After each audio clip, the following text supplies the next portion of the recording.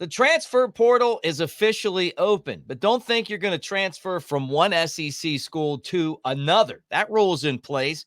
One of the few rules that we have right now as far as transferring.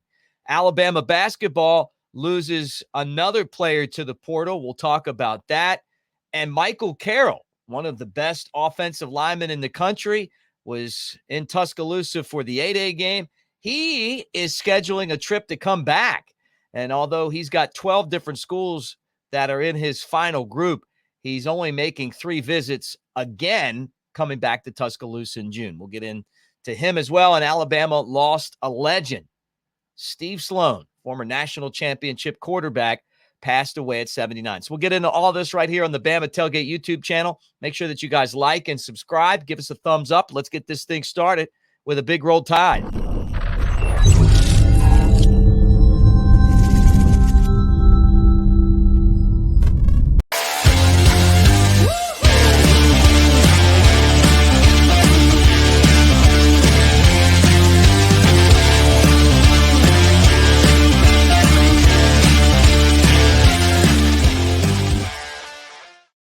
What do you say, everybody? It's Mick Gillispie at Broadcaster Mick, and it's great to have you guys here on the Bama Tailgate YouTube channel as we talk Alabama football every single day. All right, let's talk about it. The transfer portal is here, and it's official. And as long as you're not transferring to another school in the SEC, you can go wherever you want, right? Who knew about this rule, though? And how do they even have that rule? I guess it's a gentleman's agreement, because if someone sued the SEC, then they would probably win. I mean, we found that out before. There's just there are no rules in this, but I guess there is one. Although, look for Alabama to go on the attack to try to bring in talent. Caden Proctor officially back with the program. Then you got defensive back positions. You have offensive line, which is something that Kalen DeBoer said that he's interested in making better, adding to. But I wouldn't be surprised if you didn't see Alabama, if the right player was out there, move someone in at other positions, like maybe someone to get after the quarterback, maybe someone to help in the secondary. We talked about that before. How about another wide receiver? I think you got room for that as well. So we'll see what happens. But the transfer portal is open, and I look for Alabama to be very aggressive this time around with Kalen DeBoer having gone through the spring practice and then the spring football game, and now has an idea of what he has and what he doesn't have, what he wants to go out and get. One of the top recruits, the number 2 offensive lineman in the country right now, is Michael Carroll. He's a 4-star out of Dolesville, Pennsylvania. Dad played football at Penn State, and Penn State's very high on his list, but that doesn't mean that he isn't looking hard at Alabama. He was in town for the 8A game, had a great visit, and has scheduled a visit to come back on June the 7th. So he'll be back to Tuscaloosa again this summer as he decides where he wants to play. Kalen DeBoer has done a really good job, and his staff, of making connections with some of the best players in the country. This has been a priority. I mean, you're an offensive coach. You want to make sure that you got the right guys that can block to help your offense do their thing. And Carroll's high on their list, a 4-star, pretty much a consensus 4-star up and down the list, and a very good offensive lineman.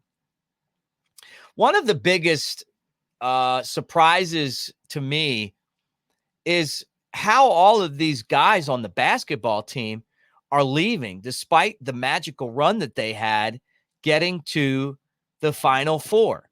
Now, Sam Walter joins Chris Parker, Ryland Griffin, Devin Cosby in players that are transferring out of Alabama. If these guys would have stuck around, they would have been starters probably on the team, or would have had a lot of playing time. They're names that are guys who, would have moved up into bigger roles than last year. Griffin started a lot, and so that's confusing to me. We saw Cosby come off the bench, but they're leaving. And Alabama is adding players as well. Chris Youngblood, a great example of that. what does this mean? Walter, a former 4-star. I don't know. It means that basketball is different than it used to be. And one of the reasons I say that is this seems to happen every year. Like every single year, Nate Oats has an entirely different team. And it just, you say to yourself, well, it's going to be different than last year because, you lost all these guys and he's done a tremendous job of retooling this team year after year. And one thing that we got to remind ourselves of is that this team last year didn't play a lot of defense. The teams that won championships at Alabama in the SEC and the tournament were good defensive teams. So, yeah, it's tough to lose Walter. He was a guy who had become a fan favorite when he would come in off the bench. Griffin, who was going to be a starter probably.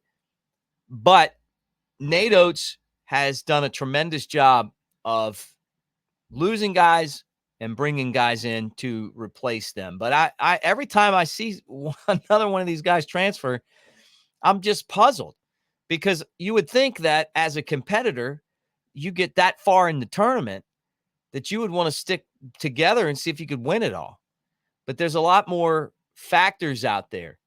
And what's going to happen with Mark Sears? Is he going to get a shot at the NBA? Is he going to come back? I think that's a good question. And Grant Nelson. I saw Grant Nelson do an interview after the Final Four, and he was like, yeah, we'll talk to my agent, and, I might come back if I don't get to the NBA, whatever. I mean, he was so uncommittal, and I was just so surprised by that. So we'll find out how it goes, but I'm sure if Alabama could keep those two guys, that would be, a good building block as they try to put a team together moving forward. Talking about one of the all-time greats at Alabama, I'm talking about Steve Sloan. What an amazing quarterback he was. 1964, 1965 led Alabama to back-to-back national championships, filled in for Joe Namath, who had gotten injured one of those years, 64, and was also a championship person. Everybody loves Steve Sloan. Coach, athletic director, someone that was an ambassador for the sport of football. Steve Sloan passed away at 79 years old. He's one of the all-time great players in Alabama football history. And we send our condolences out to Sloan, who was, after he finished up playing football for the Falcons, became a coach, was a head coach for Ole Miss, Vanderbilt, Duke, and came back, was an athletic director at Alabama, was at UTC. That's where I ran into him. Really nice guy, and someone that was an even better person than a football player and coach, and that's saying a lot. So a big loss to the Alabama family, and at 79 years old, one of the legends that ever wore the uniform has passed on. And part of those great Bear Bryant teams.